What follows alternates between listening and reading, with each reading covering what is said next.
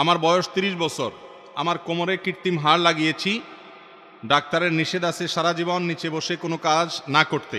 এখন আমি চেয়ারে বসে নামাজ পড়ি, আমার নামাজ হবে কি না? খুবই গুরুত্বপূর্ণ প্রশ্ন ভাই।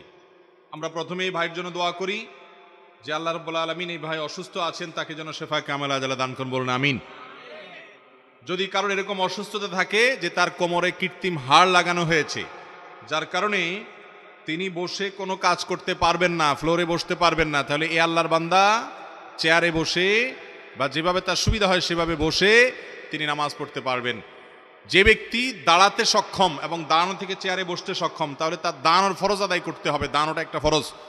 এরপরে রুকু সেজদা করতে পারে না, কোমর ভাঙতে পারে না, তাহলে চেয়ারে বসে হালকা একটু মাথা ঝুঁকি ইশারা করে রুকু বা সেজদা করবে, এইভাবে সে নামাজ পড়বে। কারণ লা ইউকাল্লিফুল্লাহু নাফসান ইল্লা উসআহা, আল্লাহ তাআলা কারোর সাধ্যের বাইরে কোনো কিছু করার জন্য তার উপরে কোনো নির্দেশ চাপায়া দেন নাই, বিধায় যতটুকু সাধ্যে আছে ততটুকু তিনি করবেন ইনশাআল্লাহ। কিন্তু আজকাল অনেকে আছেন একটু সামান্য শরীরটা ব্যথা, ভালো লাগে না, একটু কোমর ব্যথা মনে হয়েছে, একটু গায়ে জ্বর জ্বর মনে হচ্ছে, আর চেয়ারটা টান দিয়ে বসে উনি নামাজ শুরু করে দিয়েছেন। আছে না নাই? এরম সাহেব মার্কা নামাজ পড়লে সে নামাজ আল্লাহর কাছে কবুল হবে না।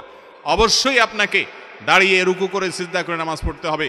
যদি আপনার সক্ষমতাই না থাকে, আপনার ক্ষমতাই না থাকে, আপনি যদি অসুস্থ হয়ে যান, কোনোভাবেই পারেন না, তাহলে সেক্ষেত্রে আপনার জন্য জায়েজ হবে এই যে কোমরে এই আল্লাহর বান্দার হাড় লাগানো হয়েছে, কৃত্রিম হাড়, তিনি অসুস্থ, অতএব তার জন্য তিনি যদি রুকু সিজদা করতে না পারেন, চেয়ারে বসে ইশারা রুকু সিজদা করা জায়েজ আছে। এরপরে প্রশ্ন,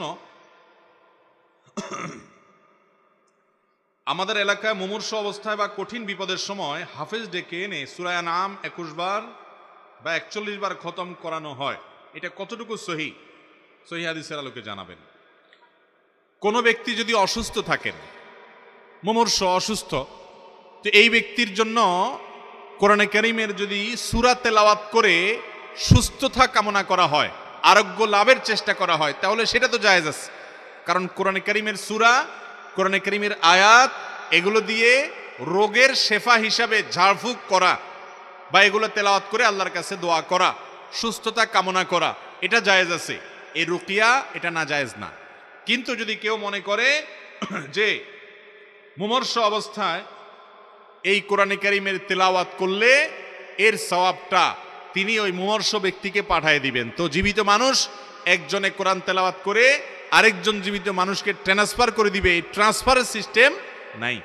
মোবাইলের যেরকম আপনার পয়সা, টাকা পয়সা, এগুলো ব্যালেন্স যেরকম ট্রান্সফার করা যায়, এই আমলনামা বা সওয়াব একজন জীবিত মানুষ আরেকজনের জন্য ট্রান্সফার করতে পারে না। অতএব মুমূর্ষ ব্যক্তির সামনে এইরকম অসুস্থ অবস্থায় রুকিয়া বা ঝাড়ফুঁক হিসাবে তেলাওয়াত করতে পারেন। কিন্তু যদি আপনি মনে করেন যে এই তেলাওয়াত করলে বিশেষ সওয়াব হবে, এতবার পড়লে এই সওয়াব হবে, অতবার পড়লে ওই লাভ হবে, যেগুলো কোরআন হাদিসে উল্লেখ নাই, এরকম কোনো কিছু যদি আপনি বিশ্বাস করেন, তাহলে সেটা জায়েজ হবে না। দুনিয়াবি জাগতিক যে ব্যাপার আছে, যেমন সুস্থতা, সেটার জন্য আপনি কোরআন তেলাওয়াত করে আশা করতে পারেন। তবে এই ক্ষেত্রে আমরা জানি যে কোরআন খতম করার, কোরআন পড়ার জন্য একটা ব্যবসায়িক ব্যাপার সেপার হয়ে গেছে আজকাল, যে টাকা পয়সা দিলে কিছু লোক পড়ে দেয়। কোরআনে কারীমের তেলাওয়াত, দোয়া, এগুলো যার যারটা শেষে করবেন, এটাই হলো শরিয়ার মূল ফরম্যাট। অন্যের কাছ থেকে দোয়া চাইতে পারেন, কিন্তু তাই বলে এটার জন্য ভাড়াটিয়া লোক ঠিক করে তারা টাকা নিয়ে নিয়ে সব জায়গায় পড়ে পড়ে দিয়ে আসে, এই সিস্টেম মুহাম্মদ রাসূলুল্লাহ সাল্লাল্লাহু আলাইহি ওয়াসাল্লামের শেখানো সিস্টেম না। কথা কি বুঝাতে পারছি? এরপরে